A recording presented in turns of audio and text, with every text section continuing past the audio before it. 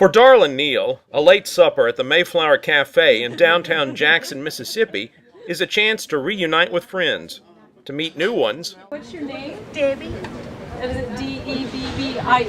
It is. Oh, this is so nice. And to talk about her book, Rattlesnakes and the Moon, and the use of character-centered stories and sense of place in her work.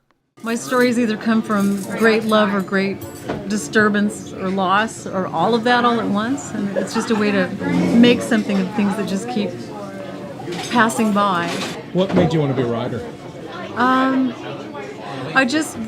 My mother, for one, because she'd had a desire to write, and one of the things I found in letters that I saw of hers was that she was an amazing writer herself. I could never have written as well as she wrote when she was 16 and 17. She was funny and she was vivid and detailed, and then also because she read to me when I was a child.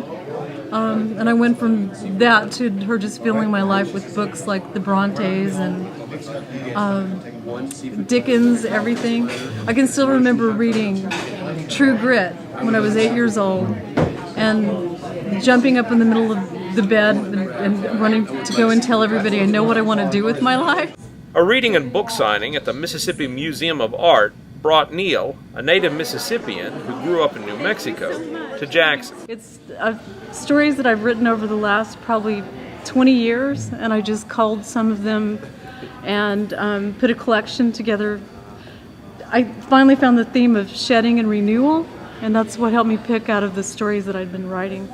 Set in the Southwest and the South, a lot of them in Mississippi and Louisiana and New Mexico. How's it been received? Very well, actually. I just got my first review, and it was a very good review, so I was happy. There are some stories that mean a lot to me because they're breakthrough stories, and actually most of them were done after I came and did research on family history in Mississippi, like A Man Wrapped in Gold and Sister Shadow. And my story, Lafayette, was a big breakthrough story. So those are ones that mean a lot to me because I just feel like I was getting it. And they were breakthrough because? Just figuring out what it meant to make story, and finding my voice. And I think coming to Mississippi helped me do that. And studying with somebody like the poet Joy Harjo, she was a big part of that, helping me find my voice. I teach creative writing. I teach fiction and nonfiction classes at the University of Central Florida, MFA and the undergraduate programs there. Oh wow, it's like to give back what I think. I've had wonderful teachers in my life like Mary Robeson and Frederick Barthelme and Tony Nelson, just great teachers, and I feel like I'm getting to give back gifts that have been given to me. And it's also wonderful to work with people on their books, which I do in the MFA program, and to see the books come into fruition. So I love it, I do.